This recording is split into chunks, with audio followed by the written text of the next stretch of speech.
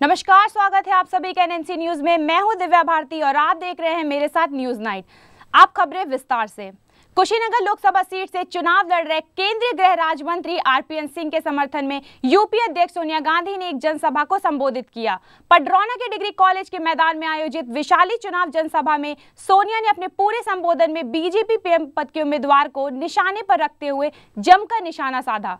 नरेंद्र मोदी पर सीधा हमला बोलते हुए सोनिया ने कहा कि अटल जी ने कुर्सी की मर्यादा को कायम रखा था, लेकिन मोदी जी ने जो व्यक्ति प्रधानमंत्री बनने का ख्वाब देख रहे हैं, उन्हें राजीव की मौत के 26 साल बाद उस पर बयान देकर नीचता का परिचय दिया। ऐसे व्यक्ति को नीच ना कहा जाए तो क्या कहा जाए। तो वहीं गुजरात के विकास की आलोचना करते हुए कहा कि गुजरात की जिस विकास के मॉडल को लेकर नरेंद्र मोदी पूरे देश में घूम रहे हैं वह झूठा है और आज भी गुजरात में सबसे अधिक लोग कुपोषण के शिकार हैं। वे सच को स्वीकार नहीं करना चाहते हैं, लोगों को गुमराह करके अपने जाल में फंसाना चाहते हैं, जात पात के नाम पर राजनीति कर रहे हैं। विकास की झूठी तस्वीरें दिखा करके सियासत नहीं हो सकती। श्री अटल बिहारी वाजपेयी जी, उन्होंने पद की मर्यादा को कायम रखा। श्री नरेंद्र मोदी ने राजीव जी की शहादत की जिस तरह निंदा की, उसे ओछा नहीं कहें तो क्या कहें। एक तरफ बढ़ती गर्मी तो दूसरी तरफ पूर्वांचल का बढ़ता हुआ 86 तापमान आजकल अपने पूरे शबाब पर है। आजमगढ़ के बीजेपी प्रत्याशी के समर्थन में प्रचार करने पहुंचे बीजेपी पीएम पद के उम्मीदवार नरेंद्र मोदी एक जनसभा को तो संबोधित किया, लेकिन अपने ही प्रत्याशी का नाम भूल गए। दरअसल मोदी मंच से बोलते हुए नरेंद्र मोदी ने जनता से अपील करते हुए कहा कि आप बीजेपी प्रत्याशी रामजी लाल यादव को अपना वोट देकर विजय बनाइए, लेकिन इसके तुरंत बाद ही आजमगढ़ से बीजेपी प्रत्याशी रामकांत यादव ने मोदी को रोककर अपना सही नाम बताया। तो वहीं नरेंद्र मोदी चुनाव आयोग पर निशाना साधते हुए कहा कि चुनाव आयोग को चाहिए कि निष्पक्ष चुनाव कराएं। साथ ही साथ मुखिया और आजमगढ़ से सपा प्रत्याशी मुलायम सिंह यादव पर निशाना साधते हुए कहा कि मुलायम सिंह यादव आजमगढ़ अपनी इज्जत बचाने आए हैं, लेकिन ना तो उनका भविष्य बचने वाला है और ना ही उनकी इज्जत। रामलाल जी यादव,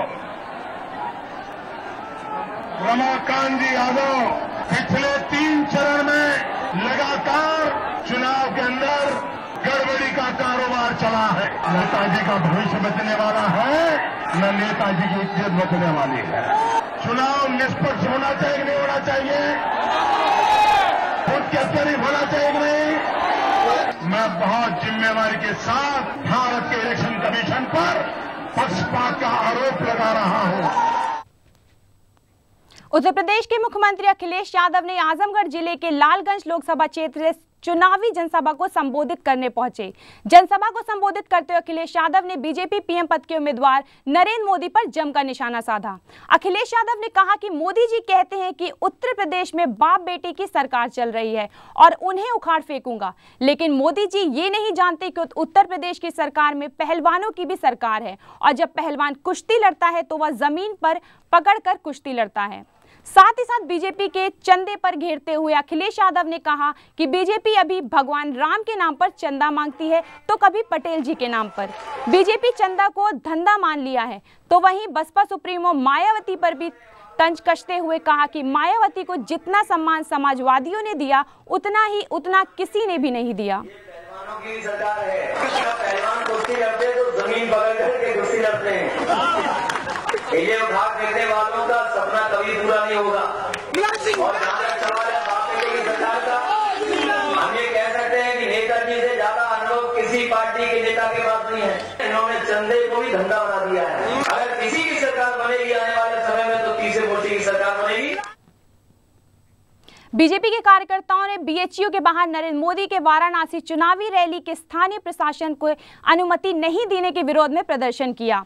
भारतीय जनता पार्टी के नेता अरुण जेटली ने चुनाव आयोग को पत्र लिखकर स्पष्ट किया कि मोदी की रैली को नाकाम करने के लिए स्थानीय रिटर्निंग अधिकारी ने इस तरह का कदम उठाया है। तो वहीं भारतीय जनता पार्टी ने स्थानीय चुनाव अधिकारी प्रांजल यादव को हटाने की मांग की। बीएचयू के बाहर विरोध प्रदर्शन की अगुवाई कर रहे उत्तर प्रदेश को प्रभारी अमित शाह ने जिला प्रशासन पर कोड ऑफ कंडक्ट का उल्लंघन करने का आरोप लगाया और साफ सुथरी और निष्पक्ष चुनाव नहीं करने की बात की।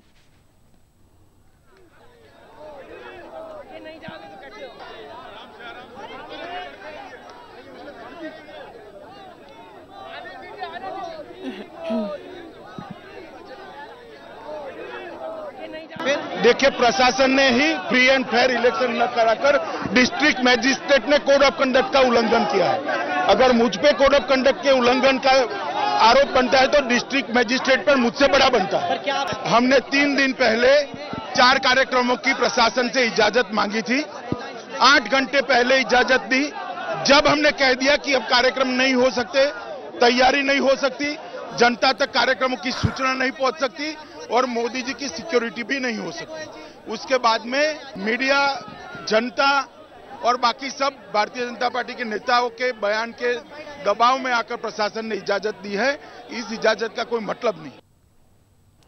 अब खबर नवाबों के शहर लखनऊ से है, जहां बीजेपी के कार्यकर्ताओं ने पार्टी के प्रदेश दफ्तर के बाहर जमकर प्रदर्शन किया। प्रदर्शन के दौरान कार्यकर्ताओं ने नरेंद्र मोदी और पार्टी के जिंदाबाद के नारे लगाए। प्रदर्शन कर रहे बीजेपी कार्यकर्ताओं ने बनारस में नरेंद्र मोदी के रैली को इजाजत नहीं दिए जाने को लेकर नाराज थे, जिसको लेकर जिला प्रशासन और राज्य सरकार के खिलाफ कार्यकर्ताओं ने जमकर प्रदर्शन किया।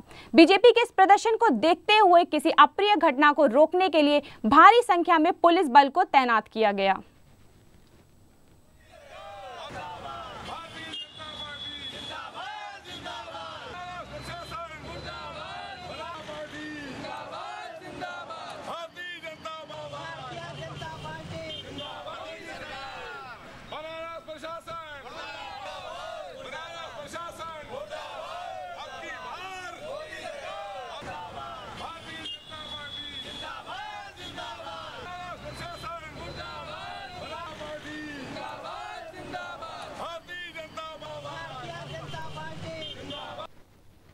बीजेपी नेता वेंकैया नायडू के नेतृत्व में बीजेपी के एक प्रतिनिधि मंडल ने मुख्य चुनाव आयुक्त वीएस संपत से मुलाकात कर वाराणसी के रिटर्निंग ऑफिसर प्रांजल यादव को हटाने की मांग की। साथ ही साथ मोदी की रैली को अनुमति न देने और आचार संहिता का उल्लंघन करने की शिकायत भी की।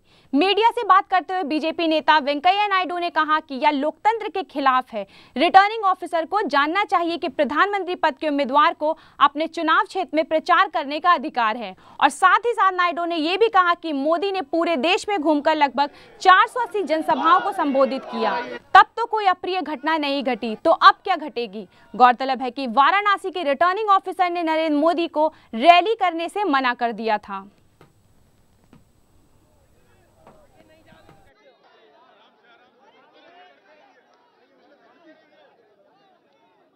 हम 6 लोग केंद्रीय चुनाव आयोग से मिले और हमने उनको वहां जो वाराणसी में डिस्ट्रिक्ट मैजिस्ट्रेट रिटर्निंग ऑफिसर का व्यवहार के बारे में और उन्होंने जिस तरह का चुनाव आयोग का गाइडेंस को वायलेट करते हुए वहां फ्री एंड फेयर इलेक्शन नहीं होने दे रहे, इसके बारे में अवगत कराया। मगर यह दुर्भाग्यपूर्ण है और आपत्तिजनक है। रिटर्निंग ऑफिसर ने अनुमति नहीं दिया और देर शाम को, रात को उन्होंने हॉल में मीटिंग करने के लिए अनुमति दिया है। मध्य प्रदेश के टीकमगढ़ में एक कार के पेड़ से टकरा जाने से तकरीबन 4 लोगों की मौके पर मौत हो गई और जबकि 2 लोग घायल हो गए। कार में सवार सभी लोग शादी समारोह में हिस्सा लेने के लिए जा रहे थे कि मवाई गांव के समीप कार बालक ने गाड़ी की नियंत्रण खो दिया और गाड़ी सीधे पेड़ से टकरा गई। टक्कर इतनी जबरदस्त थी कि 4 लोगों की मौके पर मौत हो गई और 2 लोग गंभीर रूप से जख्मी बताए जा रहे हैं। घायलों को प्राथमिक उपचार करने के लिए ग्वालियर अस्पताल में रेफर कर दिया गया।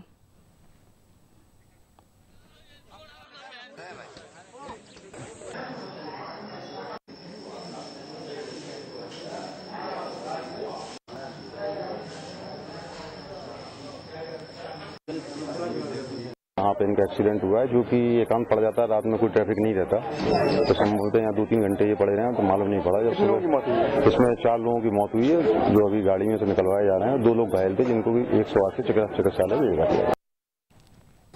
मध्य प्रदेश के इंदौर के लसूडिया इलाके में एक 15 साल की नाबालिग लड़की के साथ उनके पड़ोसी ने रेप की घटना को अंजाम देने का मामला सामने आया। रिपोर्ट के मुताबिक पीड़ित लड़की 2 दिन पहले से लापता हुई थी। पीड़ित लड़की को आरोपी टीनू ने बहला फुसलाकर अपने साथ ले गया और उसके साथ रेप किया। पीड़िता जैसे तैसे अपने आप को बचाकर अपने पिता के पास पहुंची और मामले की जानकारी दी। पीड़िता लड़की के परिवार ने पुलिस स्टेशन पर आरोपी के खिलाफ मामला दर्ज करा दिया है। वहीं पुलिस ने आरोपी की तलाश शुरू कर दी। पीड़िता नाबालिग लड़की को मेडिकल परीक्षण के लिए अस्पताल भेज दिया गया।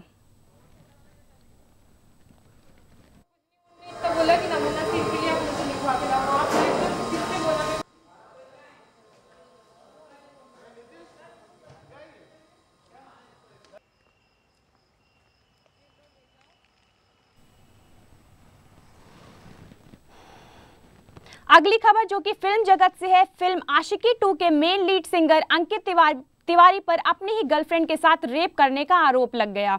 अंकित तिवारी की गर्लफ्रेंड ने अंकित तिवारी और उनके भाई अंकुर तिवारी के खिलाफ पुलिस में रिपोर्ट दर्ज कराई है। रिपोर्ट के मुताबिक लड़की के अनुसार अंकित ने उससे शादी का वादा किया था और अब तक वह उससे मुकर गया। पुलिस ने दोनों भाइयों को गिरफ्तार कर लिया है और आपको बता दें कि अंकित ने 2013 की लोकप्रिय फिल्म आशिकी 2 के गाना सुन रहा है ना तू को संगीत दिया था।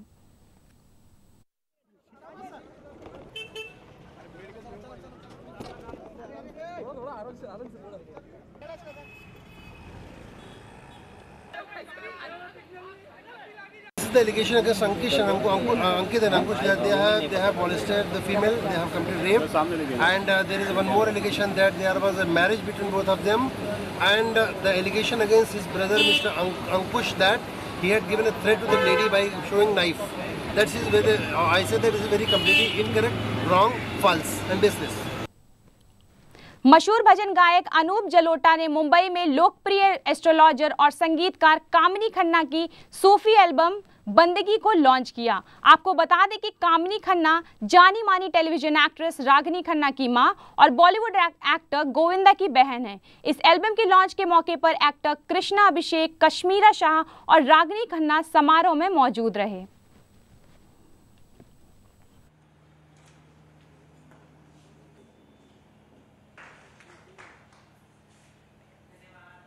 कामिनी जी का ये एल्बम बहुत अच्छा है।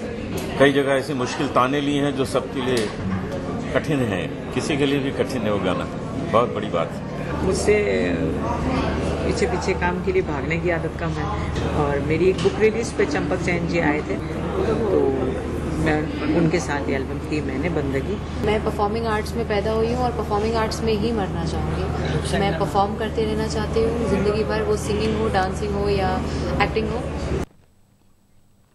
और मनोरंजन चैनल सहारा वन ने मुंबई में 3 नए सीरियल किस्मत कनेक्शन संदीप कोचर के साथ मसक कली, लव स्टोरी और फिर जीने की तमन्ना की सफलता पर ग्रैंड पार्टी का आयोजन किया। इस समारोह के मौके पर मशहूर संगीतकार आदेश श्रीवास्तव मौजूद रहे। आदेश ने मीडिया के साथ बातचीत में कहा कि अपने दोस्तों के समर्थन के लिए उपस्थित हूं।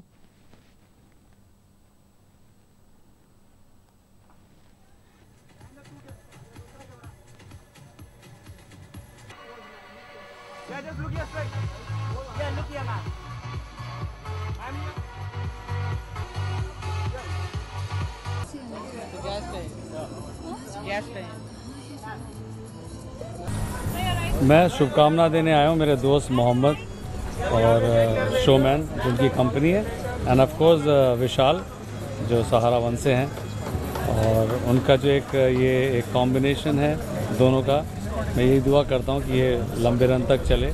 Just come specially for Mohammed because Mohammed is very old friend of mine and I have seen his hard work जो आज यहाँ तक पहुँचे, तो इसलिए मैंने कहा कि I must go and wish him. तो ये थी अब तक की खबरें। बाकी देश विदेश की बाकी खबरों के लिए देखते रहिए NNC न्यूज़। मुझे दीजिए इजाजत, नमस्कार।